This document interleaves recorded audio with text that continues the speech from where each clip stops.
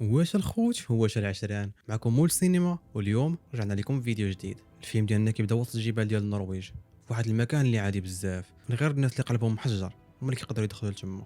واحد المتسلقه حياتها كامله مرتبطه بالمغامرات والتحديات. كتكون هي وراجلها طومي فوق الجبل، والهدف ديالهم كان بسيط، هو يوصلوا للقمه. ولكن بالنسبه لساشا هذه الرحله ماشي غير تسلق، ولكن رحله باش تثبت راسها. طومي كيبقى راه كيشجع فيها، ولكن حتى هو كان عارف بلي كاين واحد المشكل. ساشا كل مره كتوصل لنفس البلاصه وكطيح، ومع ذلك كترجع تعاود من جديد. كتحاول تطلع وكطيح وكتعاود وكطيح، والو راسها قاصح، ما غتشنى حتى تطلع ديك القمه. كل محاوله كتفشل، ولكن ساشا ما بغاش تستسلم. هي ما كانتش باغيه غير تطلع للقمه، ولكن كانت باغيه تثبت راسها. ما كاين حتى شي واحد ولا شي حاجز يقدر يوقفها في طريقها. تما طوما بدا كيشوف واحد الحاجه اخرى، كيشوف بلي العناد هذا راه ولا خطير، وغادي يبقى بها حتى غتهلك راسها. تيقول لهم بلي خاصهم يوقفوا ويرجعوا، حيت الجو راه تبدل بزاف، وواحد العاصفه راه قويه جايه في الطريق. تما ساشا ما بغاش تستسلم وتسمع عليه، كتجاوب بلي غير محاوله اخرى وغادي يمشيو بحاله. ولكن طومي كيوقفها، تقول لي راه هادشي علاش عندك شريك في التسلق، باش واحد فيكم يقدر يقول للاخر متى خاصو يوقف. صافي في الاخر كتسمع الهضره ديالو، كيرجعوا للخيمه. في الليل هما مجموعين، طومي كيحاول يهضر معاه بصراحه، تقول لها مابقاش عارف شحال يقدر يكمل في هاد الحياه ديال المخاطر، رغم انه كيبغيها وكيموت عليها، وكيبغي هاد المغامرات اللي كيديرها مع بعضياته. ولكن ساشا كتفهم من كلامه بحال اللي كيقول لها راه كنشي المشكله. كيحاول يتصالح معاها، وكيوعدها بلي غادي يرجعوا من بعد ما تدوز العاصفه. ولكن القدر كان عنده راي واحد اخر. في الصباح هما نازلين من الجبل، كضربوا واحد العاصفه اللي قويه بزاف. الريح والثلج كيخليو الرؤيه منعدمه، وكل خطوه ولات بحال شي معركه. طومي كيخلي ساشا تسبقه باش هكا يامن ليها الطريق. فجاه كتوقع واحد الكارثه اللي غتبدل حياتهم راسا على عاقب. الجليد بدا كينهار من فوق ديال الجبل، وكيطيح عليهم بحال القرطاس. طومي كيفقد التوازن، المساجة فيها كتشد الحبل بكل القوه ديالو، كتحاول توقفه باش ما يطيحش. ولكن الوزن كان كيزيد عليها بزاف، والحبل بدا كيزلق عليها من يديها. كتعيط ليه طومي وطومي، فيق اصاحبي. ولكن خونا صافي فاقد الوعي. ساشا كتبقى معلقه بوحدها بين الحياه والموت، كتحاول تشد وتقاوم، ولكن في الاخير كتفهم بلي الا بقات شاده راه غادي تموت حتى هي. بالدموع وبتأنيب الضمير كتطلق الحبل، وطومي كيموت. ومن داك النهار ساشا ما بقاش نفس الانسان. من بعد 5 شهور كنلقاو ساشا في واحد الدوله واحده اخرى اللي هي استراليا. وعلى الرغم من انها بعيد على الجبل اللي مات فيه طومي، هاد الهروب ما يقدرش يمحي الذكريات ديالهم مع بعضياتهم. كتكون سايقه وسط طريق طويله، ومعها البوصله اللي كان طومي ديما كيهزها معاه. هاد العباره ما كانتش غير قطعه ديال الحديد، بالنسبه ليها هي اخر حاجه بقات منه. كتوصل لمنطقه بريه سميتها واندرا ناشونال بارك باش دير رحله بوحدها. لكن ملي كتدخل المركز باش تاخذ تصريح، موظف تيحذرها هذه منطقه راه خطيره، وبزاف ديال الناس دخلوا الغابه وما رجعوش. وكيزيد يوريها صور ديال الناس اللي مفقودين. لكن ساشا ما كتراجعش، حيت باغي تواجه الاحساس بالذنب اللي باقي كياكل فيها من الداخل. كتوقف من بعد فواحد المتجربه ديال المعدات والماكله اللي ناقصينها. تما كتلقى جوج ديال الصيادين كيبداو يتبسلوا عليها بالهضره. لكن واحد الراجل اخر كيتدخل في الموضوع، كيطلب منهم يبعدوا منها بكل هدوء. هاد خونا هو باين كيبان هادئ ومحترم راسو، وكيحاول غير يساعدها. تما اختنا كتشكرو وكتقول ليه ما كنتيش محتاج، غير هي ما كتفتحش معاه الهضره بزاف. من بعد ملي كتلقى صعوبه في الخريطه كتسولو على الطريق، بين كيعطيها الاتجاهات وكيحذرها. هاد المكان راه ماشي ساهل، خصوصا الا كنتي بوحدك. ولكن ساشا كتجاوبو بكل ثقه، اصلا انا مولفه بهادشي، قادره ندير هادشي كامل، انت ماشي شغلك. غير هو ما كانش عارفه بلي ان هاد الشخص يعطيها الطريق غادي يكون هو اخطر حاجه غطرى لها بحياتها. في الليل كتوقف ساشا باش تخيم وترتاح شي شويه، وهي في طريقها كتلقى نفس الجوج ديال الصيادين اللي كان شافتهم في المتجر، جايين حتى هما لنفس المنطقه. كانوا صايدين شي حيوان، تما هي كانوا باغيين ينصبوا العشاء. كيقربوا منو كيبداو يهضروا معاه بواحد الطريقه جاتها مستفزه وما عجباتهاش. اختنا ما كتجاوبهمش كاع، كطلع الطوموبيله ديالو كتسد الباب عليها. واحد منهم كيجي كيدق في الزاج، تقول لها باللي باغي غير يتعرف عليك، يكونوا اصدقاء. اختنا كاع ما عبراتو، كتبقى تراقبهم من المرايه وكتشوف كيفاش كيبداو يقطعوا في داك الحيوان اللي صيدوه.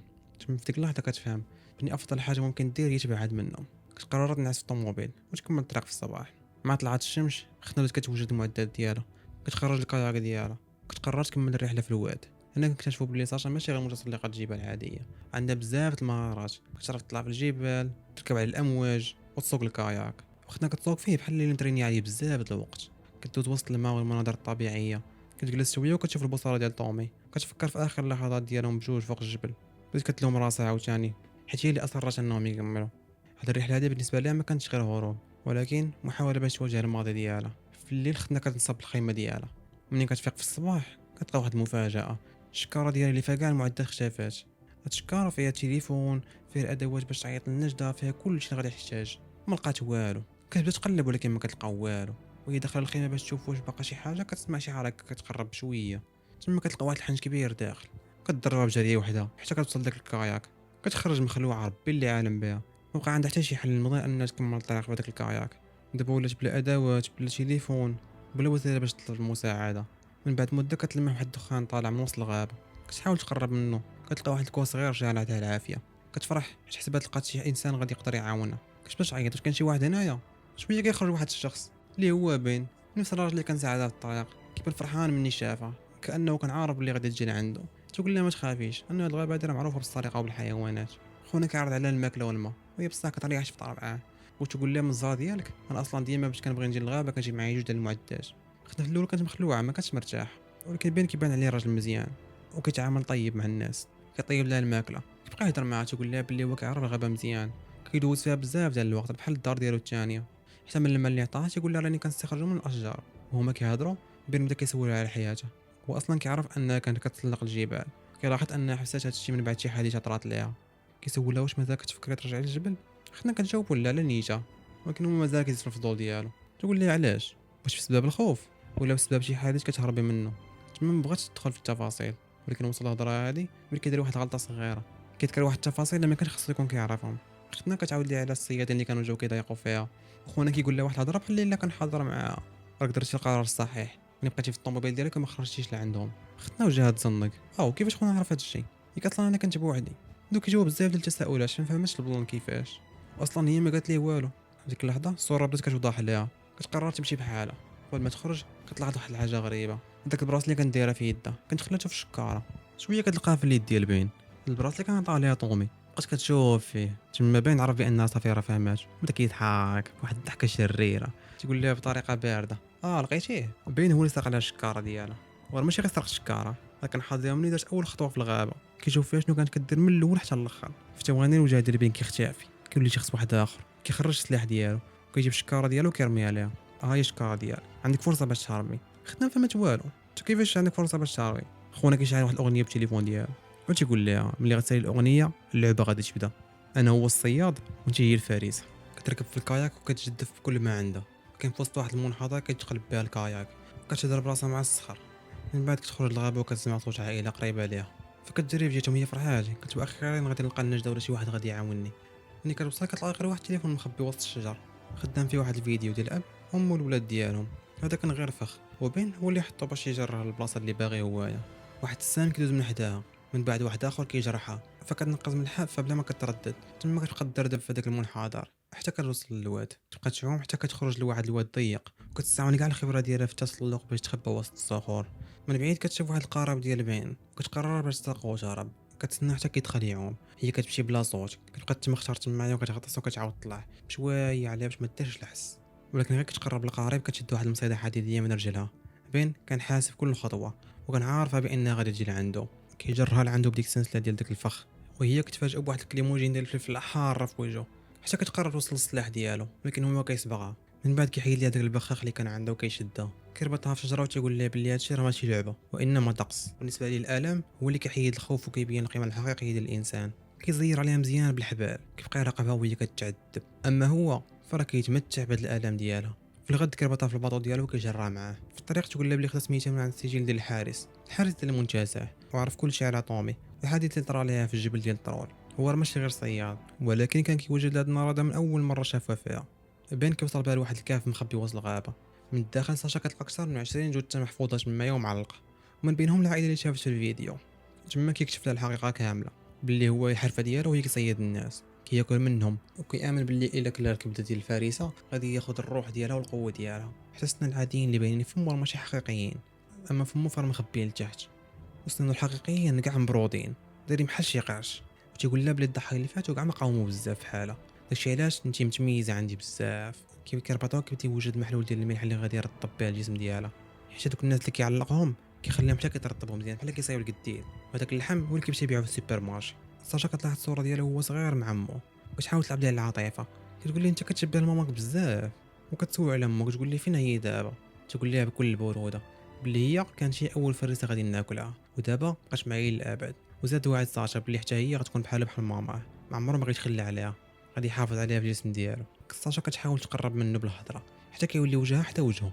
كتعض ليه ودنه بكل القوه ديالها وكتزير عليه برجليه، حتى كتفك راسها وكتجري لجهه الماء. ولكن هو الحرام كيشدها، كيبداو يتجروا مع بعضياتهم. في الاخير كتقدر تهرب منه، وكتلاحظ في داك التيار، ولكن هو كيتبعها وكيطيحو من واحد الشلال. باين كيتضرب في الصخر وكيغيب. اما صافا كانت كتحاول تفك راسها من الحبل قبل ما يفيق. كانت كتهز الحجر وكتحاول تهرز ديك القنبله اللي شادها بها، ولكن هذاك الحجر كان كله كيبقى غير كيتفرتت. خونا كيفيق قبل الوقت، كيجمع عليها وكيبدا يخنق فيها. في اخر لحظه كتلقى واحد الحجره وكضربو في الرجل ديالو حتى كتردها كاع مهرسه، حتى من العظم خرج من بلاصتو. الليل كيهبط عليهم وهما بجوج طايحين للارض، مربوطين بنفس الحبل. هي مجروحه ومسخسخه مابقاش قادره تتحرك، اما هو فرجلو بدات كتعفن. تما صاشا لاول مره كتعترف بالحقيقه اللي كانت هاربه منها شحال هادي. طومي ما طاحش غير بسبب العاطفه، هي كانت عارفه باللي ما بقاش باغي يكمل هاد الحياه هادي.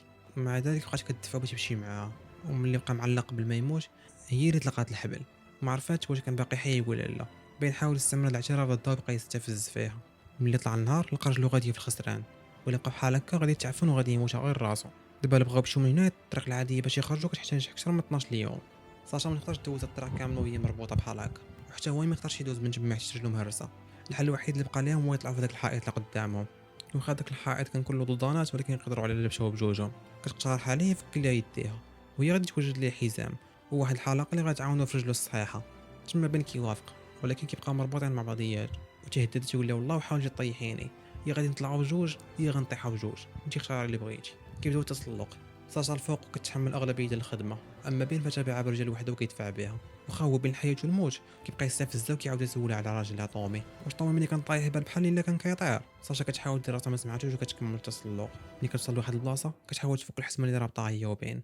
تما خونا حس بلي كاين شي حاجه ماشي هي هذيك. خونا ما ترددش في البلاصه، جر لها الحبل ديالها حتى خدنا كانت غادي طيح. تيقول لي ياك حذرتك، المره الجايه ما نعقلش عليك غادي نلوحك. تقول لي وا خونا كنت غنزير غا الصمته.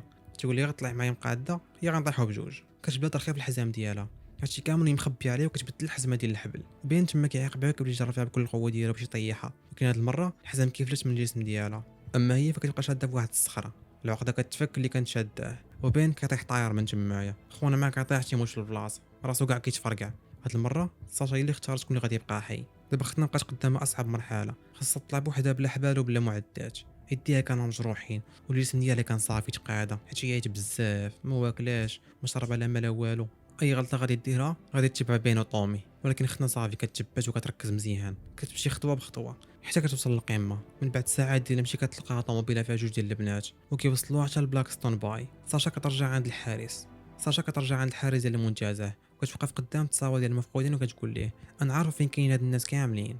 تما الشرطه كتدخل الكهف، كيجيو بالهليكوبترات بالباطوات طوموبيلات كترون ديال بصح، وكيخرجوا من تما على الاقل 20 جثه. العائلات اللي قاصرين هما كيقلبوا على الافراد ديالهم واخيرا غادي يلقاوهم وغادي يتهناو عليهم. في النهايه ساشا كتمشي للبحر وباقي في يديها بوصله ديال طومي. في الجبل كانت مضطره انها تطلق الحبل باش تعيش، ولكن ما عمرها ما قدرت تهرب من الذنب اللي كان كياكل فيها.